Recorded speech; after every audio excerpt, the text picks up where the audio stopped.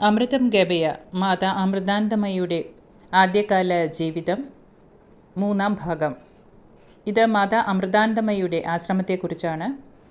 1986 ഉള്ള ആശ്രമ പരിസരത്തെക്കുറിച്ചാണ് ഈ ഒരു അധ്യായത്തിൽ പ്രതിപാദിക്കുന്നത്. മഹാപത്മാടവീ സംസ്ഥ കദംബവനവാസിനി സുധാസാഗരമധ്യസ്ഥ കാമാക്ഷി കാമദായിനി.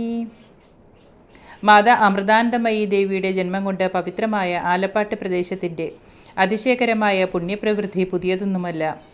പൂർവ്വസുഹൃതം വളരെയേറെയുള്ള ഒരു പാവനദേശമാണിത്. സഞ്ചിതമായ സുഹൃതമില്ലാതെ ഒരു വ്യക്തിക്കോ ഒരു ദേശത്തിനോ പുണ്യാത്മാക്കളുടെ സമ്പർക്ക സൗഭാഗ്യം ലഭിക്കുക പ്രയാസമാണ്. പ്രസിദ്ധമായ ഓച്ചിറ പരബ്രഹ്മ സന്നിധാനത്തിന് ഏകദേശം 6 കിലോമീറ്റർ തെക്കു പടിഞ്ഞാറായി വള്ളിക്കാവ് എന്ന പ്രദേശം സ്ഥിതി ചെയ്യുന്നു. പറയക്കടവിലുള്ള മാതാ അമൃതാനന്ദമയി ആശ്രമത്തിലേക്ക് പോകേണ്ടവർ ഇപ്പോൾ ബസ്സിറങ്ങുന്നത് വള്ളിക്കാവിലാണ്, അതായത് 1986. അതിനാൽ ഈ സ്ഥലത്തിന് പ്രാധാന്യമുണ്ട്. വള്ളിക്കാവ് ദേവീക്ഷേത്രം സ്ഥലനാമത്തിന് കാരണമായിരിക്കുന്നു. പറയക്കടവിനേക്കാൾ പ്രസിദ്ധി വള്ളിക്കാവിനായതിനാൽ ഭക്തജനങ്ങൾ മാതാ അമൃതാനന്ദമയി ദേവിക്ക് വള്ളിക്കാവിലമ്മ എന്ന ഓമനപ്പേരും നൽകിയിട്ടുണ്ട്. സാധാരണ ഭാരതീയ ഗ്രാമങ്ങൾ കണ്ടുവരുന്നത് പോലെ വളരെ ചെറിയ ഒരു കച്ചവട കേന്ദ്രമാണ് വള്ളിക്കാവ്. മാർക്കറ്റിന് അല്പം കിഴക്കുമാറി വള്ളിക്കാവ് ദേവീക്ഷേത്രം ഗ്രാമഹൃദയമായി വർത്തിക്കുന്നു. വള്ളിക്കാവ് ജംഗ്ഷനിൽ ബസ്സിറങ്ങി നേരെ പടിഞ്ഞാറോട്ട് 1 കിലോമീറ്റർ നടക്കുക. അപ്പോൾ കായംകുളം കടൽ തീരത്ത് വള്ളിക്കാവ് ബോട്ട് ജെട്ടിയായി. പുതിയതായി വരുന്നവർക്ക് ആ കിലോമീറ്റർ നടന്നു പോകുന്നത് ഒരു വല്ലാത്ത അനുഭവമായിരിക്കും. തല മരവിപ്പിക്കുന്ന അനുഭവം. നിരത്തിന് സമാന്തരമായി കിടക്കുന്ന തോട്ടിൽ തൊണ്ട് അഴുകുന്നതിൻ്റെ രൂക്ഷമായ ദുർഗന്ധം നവാഗതർക്ക് ദുസ്സഹമാണ്. തോട്ടിലെ വെള്ളം ഉരുകിയ താർമഷി പോലെ കൊഴുത്ത് കറുത്ത് കിടക്കുന്നു. ദുസ്സഹമായ നാറ്റം കൊണ്ട് മൂക്കുപൊത്തിയും പൊത്താതെയും തിടുക്കത്തിൽ വഴി നടന്ന് ആശ്രമത്തിൽ എത്തിക്കഴിയുമ്പോൾ ഒരു കാര്യം ബോധ്യമാകും. സ്വർഗത്തിലേക്കുള്ള വഴി ഇടുങ്ങിയത് മാത്രമല്ല ദുർഗന്ധപൂരിതവുമാണ്. ഒട്ടേറെ ക്ലേശം സഹിക്കാതെ ആർക്കും സ്വർഗത്തിലെത്തിച്ചേരുക സാധ്യമല്ല. ബോട്ട് ജെട്ടിയിൽ നിന്ന് കായംകുളം കായൽ കുറുകെ മുറിച്ചു കടന്ന് നേരെ മറുകര എത്തിയാൽ പറയക്കടവായി. കായൽ എന്ന് പറയുമ്പോൾ അത്രയൊന്നും സങ്കല്പിക്കേണ്ട. കഷ്ടി അരഭർലോങ് വീതിയേ ഉള്ളൂ. ഒറ്റ നോട്ടത്തിന് ഒരു ചെറിയ നദി പോലെ തോന്നും. ഉപ്പുവെള്ളമാണെന്ന് മാത്രം. ജെട്ടിയിൽ സർക്കാർ വക കടത്തുവഞ്ചിയുണ്ട്. എത്ര വേണമെങ്കിലും വഞ്ചികൾ വ്യക്തികളുടെ വകയായുമുണ്ട്.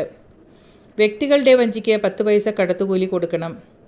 കായൽ മുറിച്ച് വഞ്ചി പടിഞ്ഞാറോട്ട് നീങ്ങുമ്പോൾ സംസാരം മുറിച്ച് കിടക്കുന്ന സാധകൻ്റെ കാര്യത്തിലെന്ന പോലെ നമ്മുടെ ചിന്ത ആശ്രമത്തിലും അമ്മയിലുമായിരിക്കും. അതിനെ ചെറിയ തടസ്സം സൃഷ്ടിച്ചുകൊണ്ട് നമ്മുടെ ശ്രദ്ധയെ ആകർഷിക്കുന്നത് ചൊറി എന്ന് പറയപ്പെടുന്ന ഒരു വിശേഷപ്പെട്ട ജലജീവി മാത്രമാണ്. ജഗദംബികയുടെ സൃഷ്ടി വൈചിത്രത്തിൽ അത്ഭുതപ്പെടാതെ തരമില്ല. വിടർന്ന പാരച്യൂട്ട് മാതിരിയോ മുകൾ ഭാഗം താഴികക്കുടം മാതിരി വളഞ്ഞ് താഴെയറ്റം റോക്കറ്റുകൾ ഘടിപ്പിച്ച ബഹിരാകാശ വാഹനം പോലെയോ തോന്നുന്ന ഒരു ജലജീവിയാണ് ചൊറി. ചിലയിനം ചൊറി തൊട്ടാൽ ചൊറിയുമത്രേ. ചൊറിക്ക് ബാഹ്യരൂപമേ ഉള്ളൂ. ഉള്ളു പൊള്ളയാണ്. ശരീരം നിറയെ വെള്ളം. വെള്ളത്തിൽ നിന്ന് പൊക്കിയെടുത്താൽ മുക്കിയെടുത്ത നേർത്ത തുണി പോലെ ഞാന്നു കിടക്കും. ശിരസോ അവയവങ്ങളോ ഒന്നും വ്യക്തമല്ലെങ്കിലും ചൊറി യഥേഷ്ടം നീന്തി തുടിച്ച് പോകുന്നത് കാണാൻ നല്ല ശേലുണ്ട്. ഉപ്പുവെള്ളത്തിൽ മാത്രമേ ചൊറി ജീവിക്കുകയുള്ളൂ. ശുദ്ധജലത്തിലിട്ടാൽ നശിച്ചു പോകും. സാത്വികമായ അന്തരീക്ഷത്തിനോട് പിണക്കമുള്ള ലൗകികരെ പോലെയാണിവ. സംസാരികതയുടെ ഉപ്പുവെള്ളമേ രുചിക്കൂ. പുറം മിനുങ്ങിയ ഉൾക്കഴമ്പില്ലാത്ത ക്ഷുദ്രജീവികൾ. റോക്കറ്റ് സംസ്കാരത്തിൻ്റെ പാപ്പരത്വം വിളിച്ചറിയിക്കുന്ന നല്ല മോഡലുകൾ. ഈശ്വര സൃഷ്ടിയുടെ ഈ വൈചിത്ര്യം കണ്ടുകൊണ്ട് നിൽക്കുന്നതിനിടയ്ക്ക് നാം പടിഞ്ഞാറേ കരയിൽ എത്തിയിട്ടുണ്ടാവും. കായൽക്കരയുടെ 2 വശത്തും ചീനവല കാണാം. വെള്ളത്തിലേക്ക് ഇറക്കിക്കെട്ടിയ പ്ലാറ്റ്ഫോം. അതിൽ നിന്ന് മുന്നോട്ട് വളച്ചു കെട്ടി നിർത്തിയിരിക്കുന്ന കമ്പിൻ്റെ അറ്റത്ത് വല. രാത്രിയിൽ വല വെള്ളത്തിൽ താഴ്ത്തിയിടും. വലയ്ക്ക് മുകളിൽ വെള്ളത്തിന് നടുക്കായി വിളക്കു തെളിയും. അവയെല്ലാം വലയിൽ കുടുങ്ങി തീന്മേശകളിലെത്തുകയും ചെയ്യും. നിത്യമെന്ത് അനിത്യമെന്ത് എന്ന് ചിന്തിക്കാതെ ക്ഷണികങ്ങളായുള്ള കാഴ്ചകളിലും ഇന്ദ്രിയസുഖങ്ങളിലും ഭ്രമിച്ച് നശിക്കുന്ന മന്ദബുദ്ധികളായ മനുഷ്യാത്മാക്കളും ആ മത്സ്യങ്ങളും തമ്മിൽ എന്തു ഭേദം? മനുഷ്യനെ പരിതാപകരമായ ഈ അവസ്ഥയിൽ നിന്ന് മോചിപ്പിക്കാൻ ആരുണ്ട്? അതിന് മറുപടി എന്നോണം ഞാനുണ്ട് ഞാനുണ്ട് എന്ന സ്വരത്തിൽ ആശ്രമത്തിലെ വലിയ മണി മുഴങ്ങുന്നു. കടത്ത് കടന്ന് കരക്കിറങ്ങുമ്പോൾ ചിലപ്പോൾ നമുക്ക് അത് കേൾക്കാനും സാധിക്കും. മാതാ അമൃതാനന്ദമയി ആശ്രമം സ്ഥിതി ചെയ്യുന്ന പറയക്കടവ് പ്രദേശം ദീർഘചതുരാകൃതിയിലുള്ള ഒരു ദ്വീപാണ്. കിഴക്കുവശം കായംകുളം കായൽ. പടിഞ്ഞാറ് വശം അറേബ്യൻ സമുദ്രം. രണ്ടിനുമിടയ്ക്ക് ഒരു ഫർലോങ് വീതിയിൽ തെക്കുവടക്കായി നീളത്തിൽ കിടക്കുന്ന കരഭൂമി. കായൽ കടന്ന് കരയ്ക്കിറങ്ങിയാൽ ഒരു ചെറിയ നടപ്പാത. നടപ്പാതയ്ക്ക് കാവൽ പോലെ സാധനാമാർഗത്തിൽ ഗുരുവിനെ പോലെ ഒരു വലിയ പരുത്തി മരം പന്തലിച്ച് നിൽപ്പുണ്ട്. അവിടെ ചെന്ന് പടിഞ്ഞാറോട്ട് 50 വാരം നടന്നാൽ തെക്കുവശം ചേർന്ന മാതാ അമൃതാനന്ദമയി ദേവിയുടെ ആശ്രമം കാണാം. ആ ആശ്രമത്തിൻ്റെ അടുക്കൽ നടപ്പാതയിൽ നിന്നാൽ കിഴക്ക് ശാന്തമായി കിടക്കുന്ന കായലും പടിഞ്ഞാറ് ആർത്തിരമ്പുന്ന കടലും കാണാം. ശാന്തി പൂക്കിയ ജീവനും സൃഷ്ടി നൃത്തമാടുന്ന പരാശക്തിയും പോലെ. മേൽത്തരം വീടുകളില്ലെന്ന് പറയാം. ചെറിയ വീടുകളും ഓലക്കുടിലുകളും. തെങ്ങുകൾ നിറഞ്ഞ കടലോര ഗ്രാമം. കാമാക്ഷിയും കാമദായിനിയുമായ ദേവി മഹാപത്മാടവി സംസ്ഥയാണ്. കദംബവനവാസിനിയാണ്. സുധാസാഗര മധ്യസ്ഥയാണ്.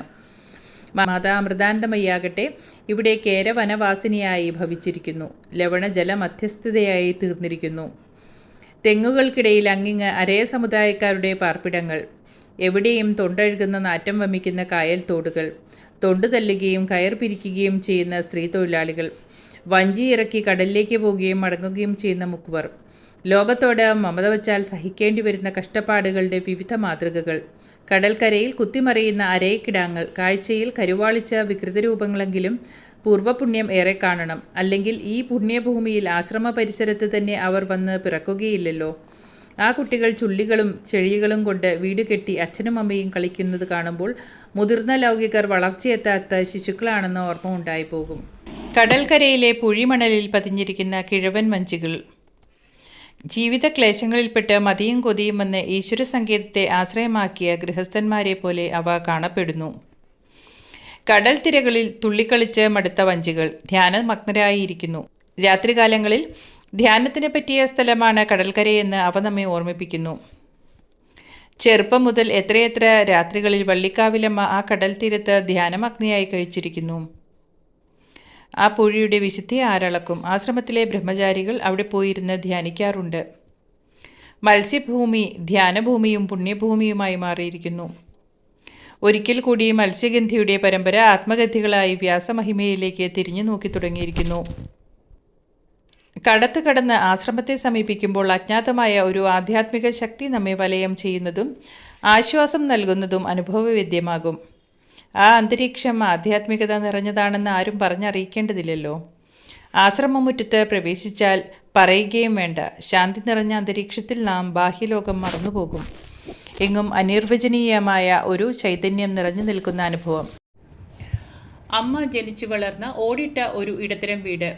തൊട്ടുമുട്ടി തെക്കുവശത്ത് പൂജാമുറിയായ കളരി അഥവാ കൃഷ്ണൻ നട. കളരിയുടെ മുമ്പിൽ ഭജന പാടാനും മറ്റും ഉപയോഗിക്കുന്ന മണ്ഡപം. കളരി മണ്ഡപത്തിന് മുമ്പിൽ ഒരു ശ്രീകൃഷ്ണ വിഗ്രഹം.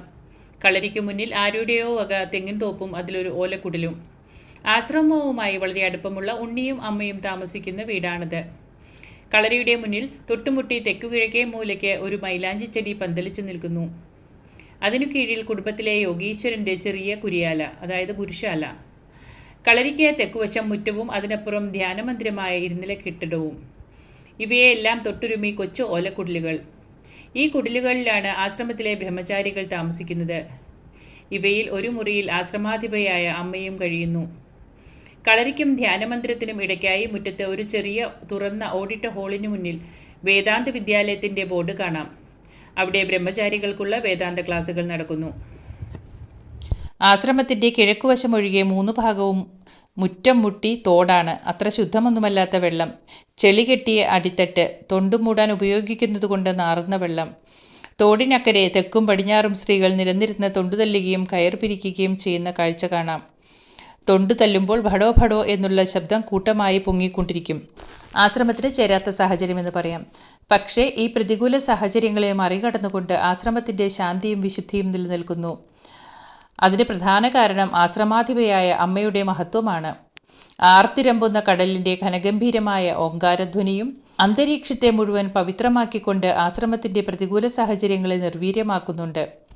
സമുദ്രത്തിൻ്റെ നിരന്തരമായ പ്രണവധ്വനി യുഗങ്ങളെ പവിത്രമാക്കിക്കൊണ്ട് ഏതൊരു സാധകൻ്റെയും ചിത്തത്തെ അതീന്ദ്രിയ മണ്ഡലത്തിലേക്ക് ഉയർത്തുന്നു. പ്രകൃതിയുടെ ഏത് ചലനത്തിലും രൂപത്തിലും ആധ്യാത്മികത കാണുന്ന അമ്മയുടെ സാന്നിധ്യം എല്ലാ ലൗകിക ബാധകളെയും നിസ്സാരമാക്കി തീർക്കുന്നു. നന്മ കണ്ടാൽ ചെകുത്താന് ഹാലിളകും. എല്ലാ വിശുദ്ധന്മാരെയും അവൻ്റെ കക്ഷികൾ ശല്യം ചെയ്തിട്ടുണ്ട്. ദുഃഖിതന്മാർക്ക് ആശ്രയമായി ജീവിതം നയിക്കുന്ന അമ്മയ്ക്കും നീചമായ എതിർപ്പുകൾ ഉണ്ടായിട്ടുണ്ട്. സ്ത്രീരൂപത്തിന് നേരെ അപവാദം ഇളക്കിവിടുക എളുപ്പമാണല്ലോ. എല്ലാം കണ്ടു കേട്ടുപിരുന്ന് അമ്മ ശിശുവിൻ്റെ നിർമ്മലതയോടെ ചിരിക്കും.